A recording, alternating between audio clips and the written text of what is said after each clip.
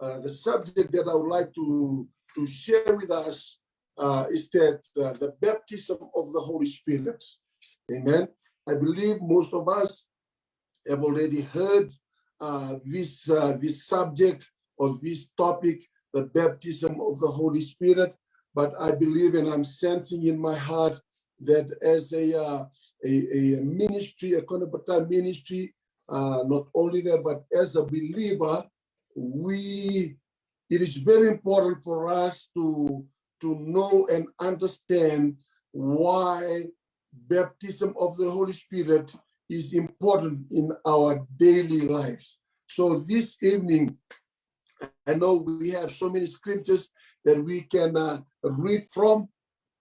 If you are writing the notes down, you can write these scriptures, Joel 2, 28, 29, and then John 7, 37, 40, John 7, 37, 40, and also Luke 24, 49, Luke 24, 49, and then John 14, verse 16 to 17, John chapter 14, verse 16 to 17, and 26 to 27, and then John chapter 15, verse 26 to 27, hallelujah, and then we read chapter 16, John chapter 16, verse 7, and onwards to 21, and also Matthew chapter 3, verse 10 to 11, hallelujah. So this evening, we will answer these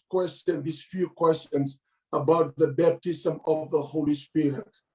Okay, there are a few questions that we need to ask ourselves about baptism of the Holy Spirit. Amen. So before we go to some of the questions that we need to ask, we need to understand that the Holy Spirit lived and was with God and the Son in the beginning, because it says, we all know what Genesis chapter 1 says, and in the beginning that God created the heaven and the earth. Hallelujah. It was chaos. Okay? The world was in a chaos. It was not in a proper structure or the way that God wants. So, and then the Holy Spirit was hovering. So the Holy Spirit been working on that time, even when God says, let us make man into our own image and likeness. That would let us, it is referring to God himself, the creator, Jesus, who is the Son, and then the Holy Spirit, who is a comforter. And then, all the prophets, and even it was prophesied in Joel 2, 28, 29, that in the last days I will pour out my Spirit. See, God was saying that word. God was saying that was his promise, that he is going to pour out his Spirit in the last days.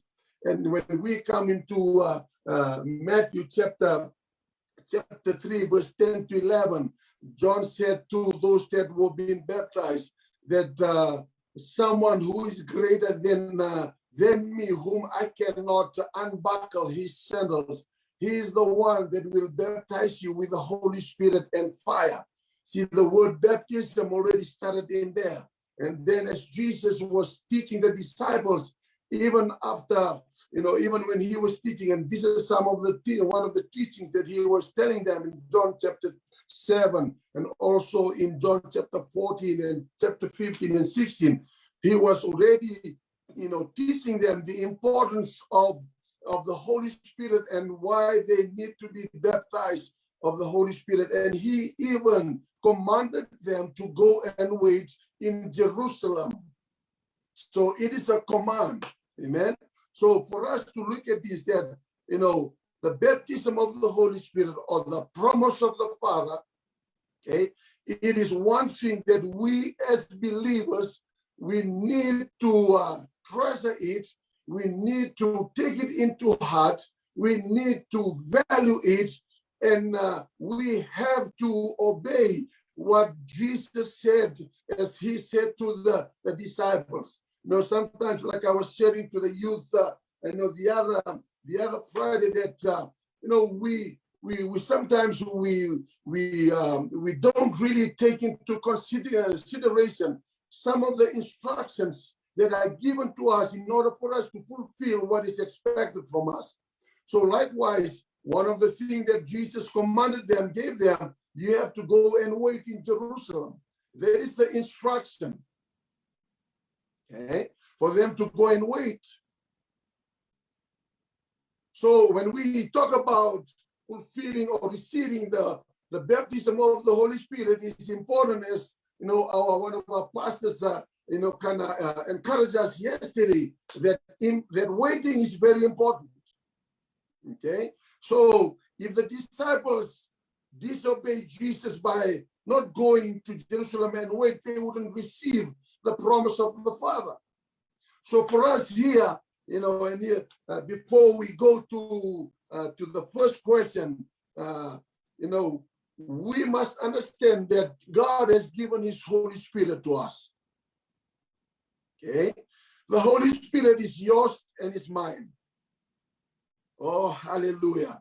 And let me just share an illustration, okay, of how we have some of us have ignored, or some of us do not understand the great gift that God has given us, and not only the great gift, but the key to unlock every supernatural doings and move of the Holy Spirit in our life. Amen. So there's a story that I would like to share with us. There's sometimes we kind of look, we don't really pay attention to the homeless. Okay. And, we're so glad that there are ministries that, ministry that minister to the homeless, the feeding ministry, the compassionate ministry. But here's a story about a homeless who lived, on the streets, and he was living under the street of I-35 highway overpass in Texas.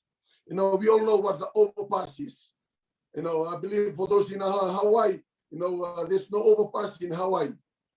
Okay, you'll only see overpass here in the mainland. So the overpass nowadays, if you go past, drive past the overpasses, nowadays homeless are living under that.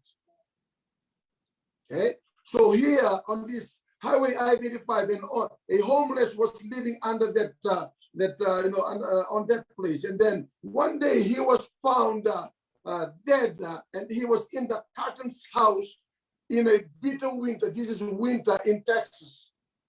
So this homeless was found dead. So the coroner found a key of safe deposit, a deposit box in his hand. So remember, he was found dead, and then there was a key to a safe deposit box on his hand. And then the investigator later found out that the key belonged to the old man. So it is his own key. And then they tried to figure out, what is this key for? So they found out that it was the key for his safe box. Okay? So the safe deposit box. So the box contains certain resources that I will just, share, and then it will relate to what we are about to discuss this evening. Okay? So these are some of the resources, and it was published in the city newspaper in Texas about the homeless man found dead, and then there was a key to a safety to a safe deposit box, and then they want to publish what was in this safe deposit box. So these are few things, 7 things that were found in the safe deposit box. Number one, well, the first thing that they found was the deeds to the old man's mansion in Florida. This homeless has a mansion in Florida. So the deeds of his mansion was there, and it wasn't occupied for 10 years. So the mansion wasn't occupied for 10 years. Okay, so think of that. But he was found dead. living on the streets on I-35 highway. Okay, and then in that box, there are two stocks. There are stocks and bonds from an investment portfolio, never been touched for decades. Wow, stocks and bonds. So that means this guy is very rich. Okay. Number 3, he has a diploma from Harvard University. A diploma from Harvard University. How many of you know that university? That is one of the top universities in America. Oh, he had a diploma. Number 4, he had a Rolex watch. A Rolex watch can cost like 1,000 to 3,000 or 10,000 or 20,000. Okay, so he had that Rolex. And then he had a stack of crisp $100 bills. Okay, crisp $100 bills. A stack of it in this box. And number 6, a small plastic container filled with gold coins. Oh, okay. And the 7th one, in that safe deposit box is a diamond ring valued several $1,000s. A diamond ring, which costs several $1,000s. So, what a homeless. So, you know, he's a homeless that is rich. Okay, so that's why, okay, the question, why is it that I want to bring this up? Let me tell you this, okay? So this man was living in a poor and miserable life, but in reality, he was a wealthy man, okay? So he possessed incredible resources, but had not made use of the resources. But I want to bring this to us. When we're talking about the Holy Spirit and the baptism of the Holy Spirit, okay, see, this man has resources. But with us as believers, we have the source and the resources. Amen. Can I repeat that again?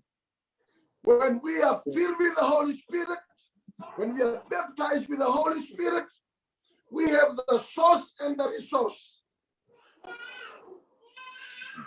So that means you and I have God, and we have the resources that is flowing from God. Hallelujah. Oh, come on. Do you understand what I'm saying? Hallelujah. Okay. Why am I saying this? Some of us are like this homeless. Okay? Huh? Some of us are like this homeless. The reason I said is this. We have the resources, but we are not using it. We are spiritually wealthy.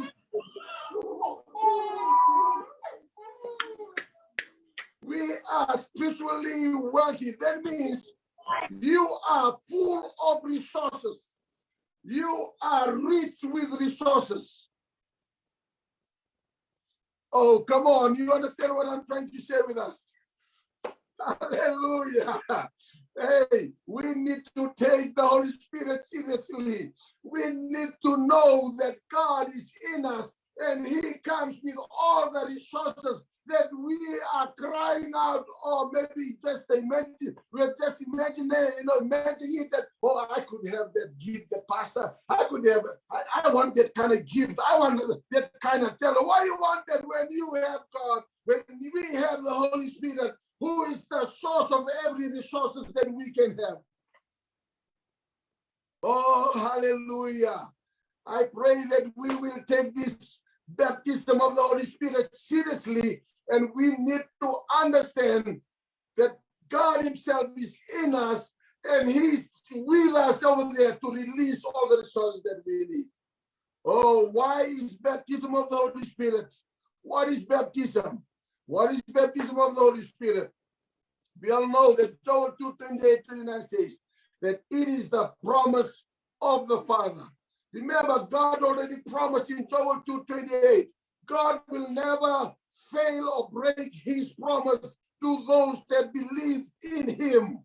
So remember that. So that's why Jesus had to leave, so that God can fulfill his promise in Joel 2:28. That's why Jesus told the disciples, it is better for you that I leave so that the Father can send someone like me, the Comforter, who will be in you and with you.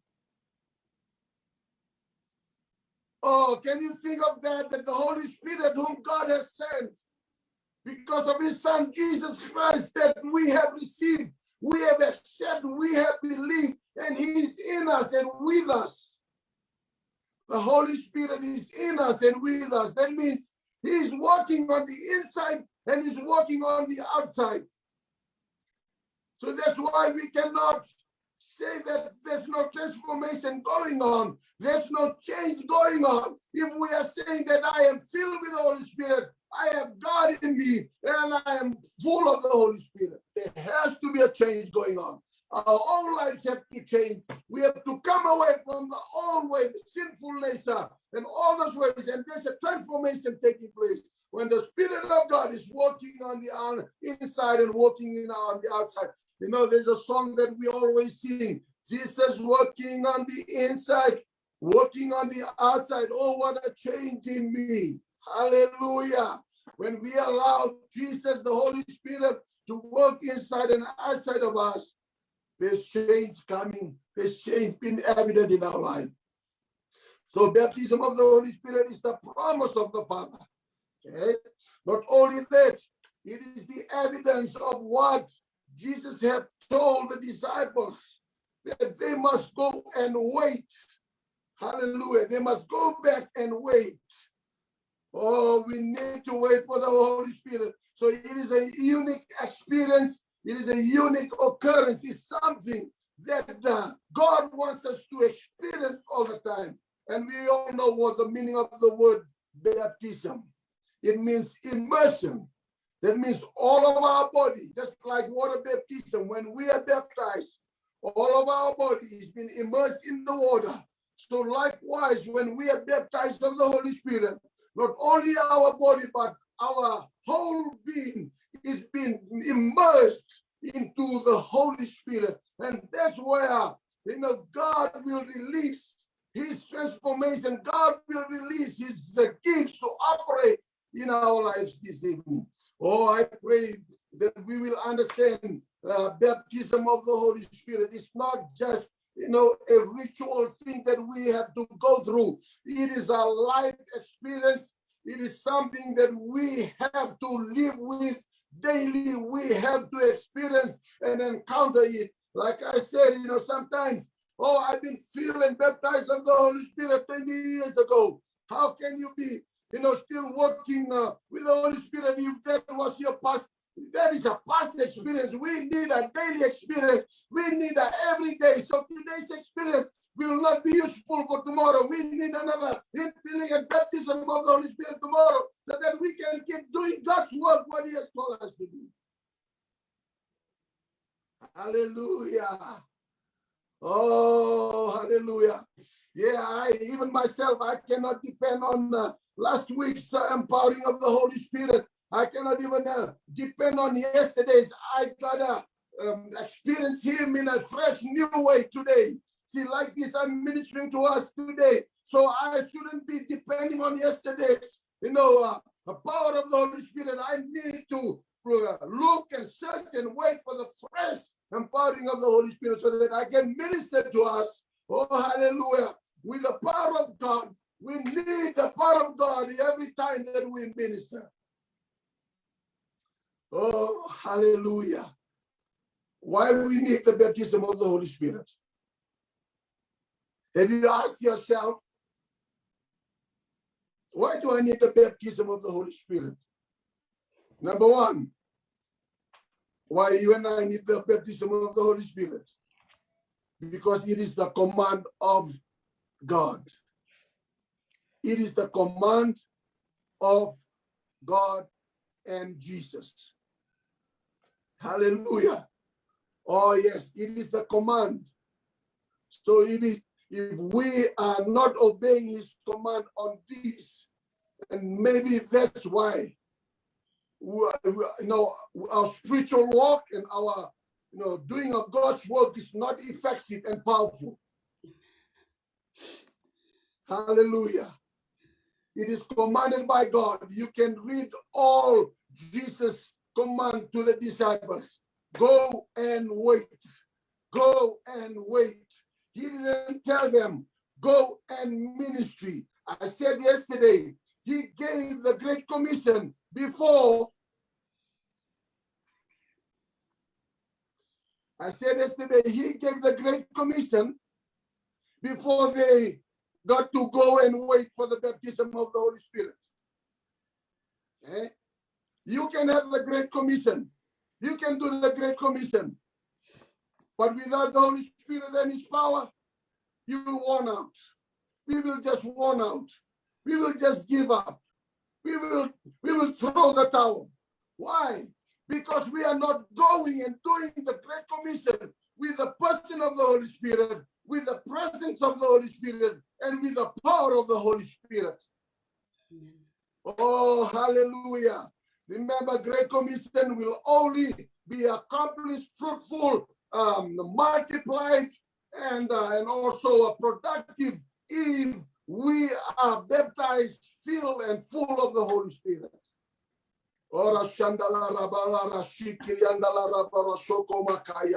Yes, we need to wait upon, because it is being commanded. We cannot just be roaming around the streets. We cannot just be driving around the city. We cannot just be doing all kinds of things, and we think that we can be filled with the Holy Spirit. We need to wait. In that time of waiting, we need to be quiet. We need to be silent. We need to relax, and we need to allow him to invade our lives, our territory, our city, our altar, so that he can release. Hallelujah. We're living in a time of breakthrough. We're living in a time of busyness. Hallelujah. We're living in a time of excuses. We're living in a time where the enemy can even distract us from waiting upon the Lord. Hallelujah. We need to wait. We need to wait. That means we don't need to rush when we are worshiping God. We don't need to rush everything we are doing for God. We need to take time and give him time and honor him without tardying. Oh, hallelujah. Thank you, Jesus. Number two, why we need the baptism of the Holy Spirit. Number two is that we can be anointed to preach the good news. Hallelujah. Isaiah 61, verse 1 to 4. So don't dare go and preach the good news if you are not baptized and filled of the Holy Spirit. Because if God's word has said that I have been anointed to preach the good news, that means baptism of the Holy Spirit, infilling of the Holy Spirit is very vital when we want to minister to people. And especially as I was sharing yesterday, if we want to preach and speak about the word of God, we need the Holy Spirit and his power. We cannot just stand up and trying to talk about the word of God. Like I said yesterday, I'm glad that we are posting scriptures, but it's not like when we are facing the people and we are preaching to them the word of God, not the word of man. What God wants men to hear, what God wants you to preach. And I pray we must understand the need of the baptism of the Holy Spirit so that we can be anointed to preach the word of God. Amen. Hallelujah. Hallelujah. Yes, hallelujah. We need to be anointed in order for us to preach the word of God. Hallelujah. It's so easy to post Bible verses. It's so easy to post other quotes from other people. But to stand and be seen for you to preach the word of God. Hallelujah. Some of us are scared. Some of us, like the Americans said, they are chicken. What's happened with it? What do you mean they are chicken? They are scared. Anything that will come across them, they will run away. I pray that we will not be like a chicken. We will be like a man and woman of God who are spirit-filled and bold to stand up and preach the word of God.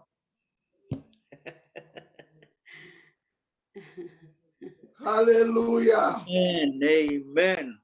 It don't matter whether you're working or whether you are somewhere doing something.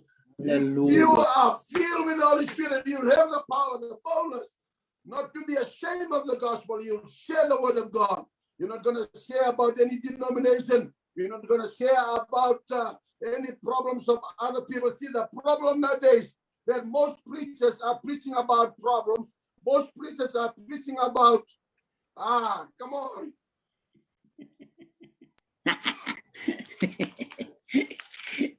When we should be preaching about Jesus. See, we will only preach what, what we spend more time on. If we spend more time with Jesus, we'll preach about Jesus. If we spend more time thinking about work, all we talk about is work. If we're spending more time thinking about finance, the only thing we'll talk about is finance. How to give. Oh, hallelujah. Have you ever seen when Peter stood up and preached the word of God, and the first time that he preached, did he ever preach about finance? Did he ever preach about prosperity? Did he ever preach about healing? Did he ever preach about deliverance? No, he was preaching about Jesus.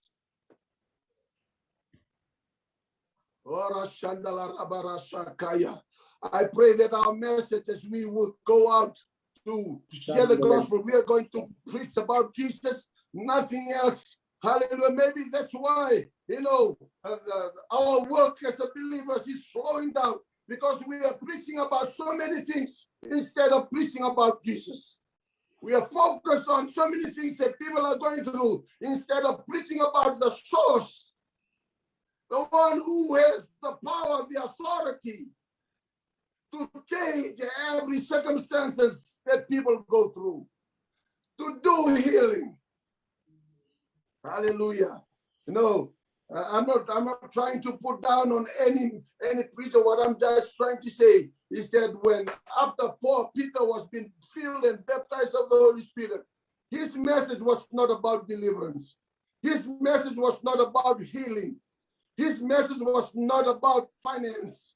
His message was not about, all other kind of stuff that the churches are talking and preaching about nowadays. His message was all about Jesus and what Jesus can do and what the Holy Spirit is for. And that's what he was preaching to the Israelites or to the Jews. And another thing, the third one, hallelujah, why we need the baptism of the Holy Spirit. The third one is in Acts chapter 1, verse 8. We need the baptism of the Holy Spirit so that we can have the power to be a witness. No power, no can be a witness. Can I repeat that again?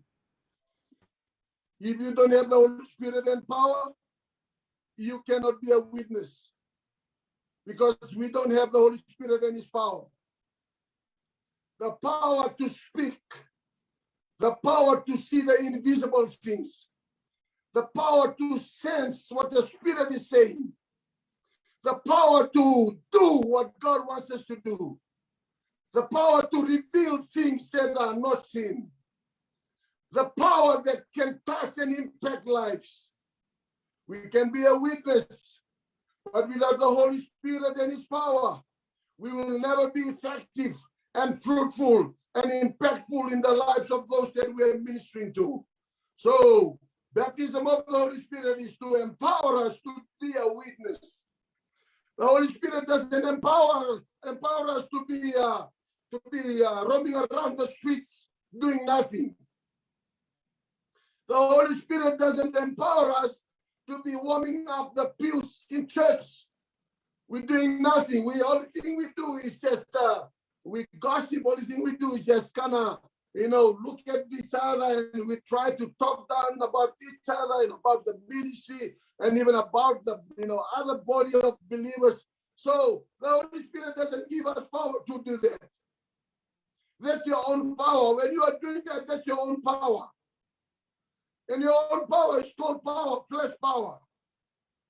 But when we have the Holy Spirit and His power, we will be a witness. A witness of what? A witness of what Jesus had done. A witness of His death. A witness of His resurrection. And a witness of His coming back. See, that's why Peter stood up and said, what I'm preaching right now and what is happening right now, what is seeing right now is the evidence of what Jesus have already talked about, what God has already pre-planned that we will go through, that we will have. So this evening, number 3 is that we are empowered to be a witness. I pray that we will not just be empowered this Sunday, and then that's it. We're not going out to witness to people and tell them the Jesus that is in you, what Jesus did on the cross, His resurrection, and all of those. Hallelujah. Number 4, 1 Corinthians chapter 12, verse 1 to 2. Hallelujah. One of the reasons that we need the baptism of the Holy Spirit is to demonstrate God's manifestation power. To demonstrate God's manifestation power. That is in Acts of 1 Corinthians chapter 12, verse 1 to 12. Remember the story that I shared with us about the homeless. Okay, you still remember that story? Okay, so this guy has the resources, but he's not using it. So I want to bring this to us. We have the resources, the gifts of the Holy Spirit, but we are not using it. That's why we are not demonstrating God's power, because we are not unlocking those gifts that God has given us. I was saying yesterday, for example, let's take Apostle Snyder. He receives a credit card that has 5,000 credits. So he has that 5,000 credits, and then he kept it with him. But that 5,000 credit card will only work unless he wants. He activates first. Amen. You gotta activate, then you punch in your number. So, okay, I'm activating it. Okay, I punch in my number. Okay, what else am I gonna do? I gotta go and use it. Because if I keep it with me and not using it, I've already unlocked it, but I'm not using it. That means that 5,000 will still stay there. Is that right? Yeah, the 5,000 will still be there. But if he goes and swipe it on everything that is swipe on it, okay, that 5,000 credit will drop down because he's using it. So likewise, for us this evening, okay, those gifts that God has given to all of us, okay, we can only use that gift unless we activate the center of resource that has already been us. Remember, I said that we have the source and we have the resource. Amen. If God is in us, if the Holy Spirit is in us, that is the source. Amen. But we must understand the source has the resource. So for us to unlock all those resources, okay, we need the source. And that is the Holy Spirit. For you and I to unlock all the spiritual gifts, it is the Holy Spirit that has already been here. We just need to open up to Him and allow Him to open up all those gifts to us so that we can use it. And when He opens it up, don't just let it be open, but we gotta use it. See, that's why most of us Christians, we just depend on the pastors, the evangelists, and all of those officers to ministry to people. When we don't realize, once we are filled with the Holy Spirit, we have the gifts to operate, we have the gifts to activate and operate on. Hallelujah. That means if there's someone close to Blas that needs healing, he doesn't have to call Randini Jackie or Apostle Snyder. He knows that he's filled with the Holy Spirit and he has the gift that God has given him. He will pray for that person that needs healing. Hallelujah.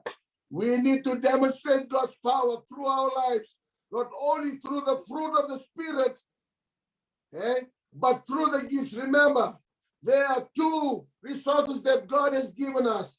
Number one is the fruit, where he changes our lifestyle to have a character of God. And also, he gives us the gifts that which of we should operate. So these two should be balanced together. You know, we see that there are people that just concentrate on the fruit, but they don't want to unlock into the spiritual gifts. We need to use both of them. You have the fruit, you and I have the fruit, and we should have the gifts to operate in our lives. So that's why we don't need to, when we need a healing ministry or a healing, we don't need to call any other one. But if you know you have the gift of healing, you should activate that gift, and you should right away. Oh, hallelujah. I think time is catching up with us this evening. Praise the Lord. And the last one, the fifth point, why we need the baptism of the Holy Spirit. To evangelize. Turn to your neighbor and tell him or tell your own self, if I am baptized and filled of the Holy Spirit, I gotta be an evangelist. I gotta evangelize. I gotta reach out to the lost souls. In Acts chapter 4, verse 31 to 33, Acts chapter 4, verse 31 to 33, Acts chapter 9, verse 17 to 20, Acts 17 to 20, and then Matthew 8, 19 to 20. Hallelujah. Oh, yes, Jesus. Remember, all those signifies that when we are filled and baptized of the Holy Spirit, we should be doing the work of an evangelist, and that is to evangelize the world. It is not only the work of the evangelist, it's not only the work of the pastor, it's not only the work of the apostle or the prophet or the teachers, it is the work of every believer that is baptized, filled, and full of the Holy Spirit. Hallelujah. Oh, Rashikiri and Shakaya. How many of us are baptized and filled with the Holy Spirit right now? Raise your hand, raise your hand. If not, don't worry about it. We'll pray for you. Okay? And then you can go to attend a fellowship service on Sunday, or even at your own place. Okay? If you have your own quiet time, you just need to sit there and wait, and also have a faith and a desire that, Lord, I really need, I really want, and I really desire for you to baptize me and fill me with the Holy Spirit. If you cannot wait for Sunday, today is the day that you can be filled with the Holy Spirit. You can just sit quietly, shut everything off, and just be silent unto him and repent to him and cry out to him, Lord, this is my desire. You promised that you pour out your Spirit in the last days. And here I am, my Father. I am in need of your Holy Spirit. But remember, as we are about to conclude, you got to have the right motive to be baptized and filled of the Holy Spirit. Don't ask for the baptism of the Holy Spirit for the sake of just being filled. You got to have a desire. And remember, it comes with responsibilities. It comes with calling. It comes with gifts. It comes with fruit that we should operate on this evening. And I pray, wherever we are at right now, even to young people, I know there's a lot of youth that are here. I just want to tell you and encourage you, This promise of the Father is not for the older people. It is for you too. That's why, if we read the whole chapter in chapter 2, and Peter was telling him that, telling the listeners that this promise is for you, your children, and your children after your children. So that means it's a generational promise for all of us. So young people, this is yours too. You don't have to worry about the older people. Even the children can be filled with the Holy Spirit when our motive, our desire, our mind is focused and in need of the Holy Spirit this evening. Oh, Rashikala Ramandala Rabara Shakaya. Hallelujah. I'll just close right now, wherever you're sitting right now. If you are in need of the Holy Spirit, just lift your hands up. If you want to be baptized of the Holy Spirit, just raise your hand to the Lord and close your eyes and open your hearts to Him and speak to Him. Oh,